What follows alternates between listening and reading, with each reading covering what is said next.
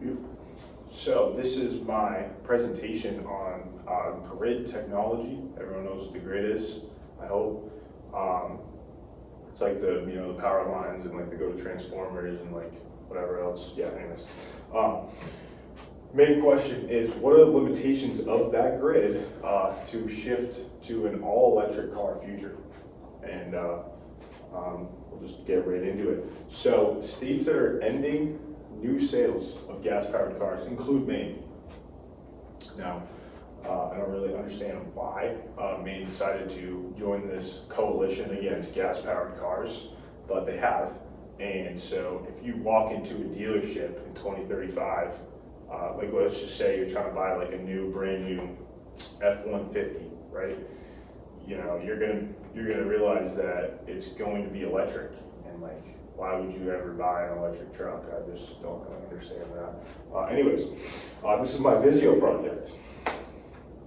So as you can see, these clean electric cars are in fact not clean. As the diagram easily shows, that thing makes pollution. That's a power plant. And when it makes pollution, there's no difference between that or if this was a gas-powered car, in terms of clean energy.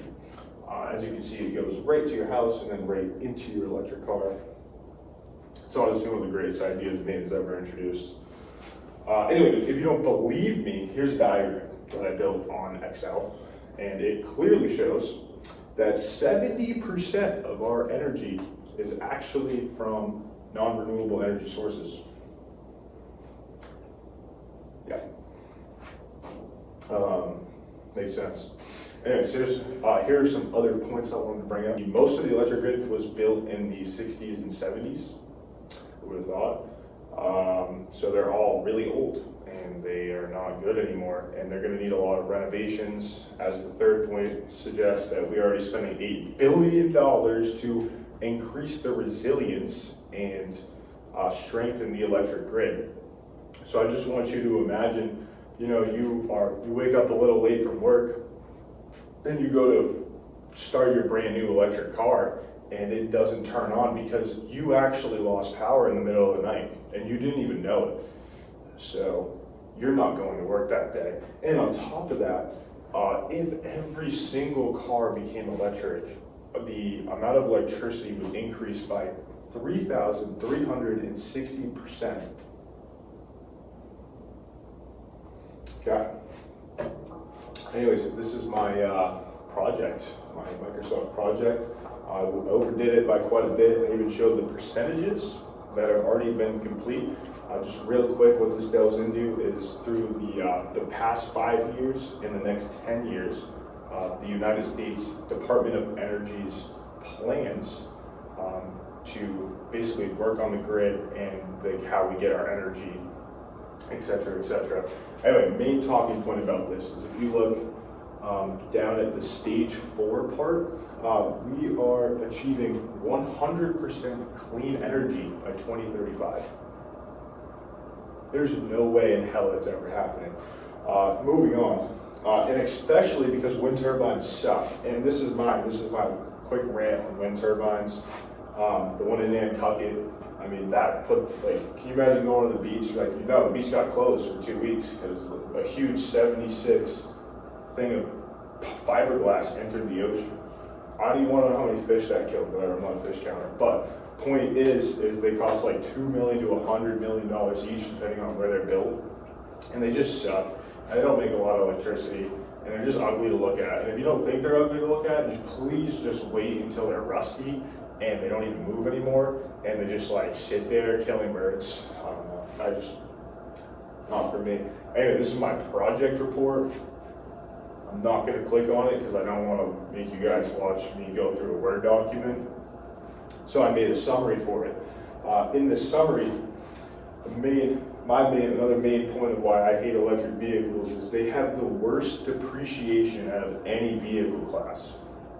And this is actual fact. I have sources, you can go look at it. But they lose 40 to 50% of their value within 3 years.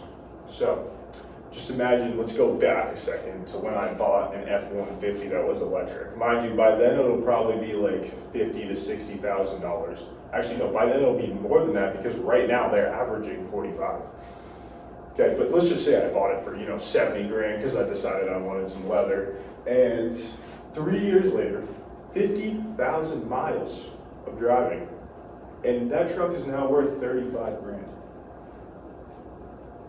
You just lost $35,000 in 3 years because you decided to buy a new vehicle, and it has to be electric. I would personally rather put that on red.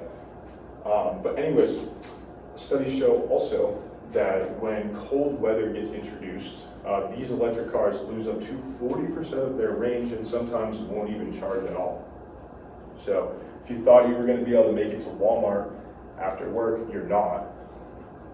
You're just not. Anyways, this is my personal, I'm also going to go on another rant here.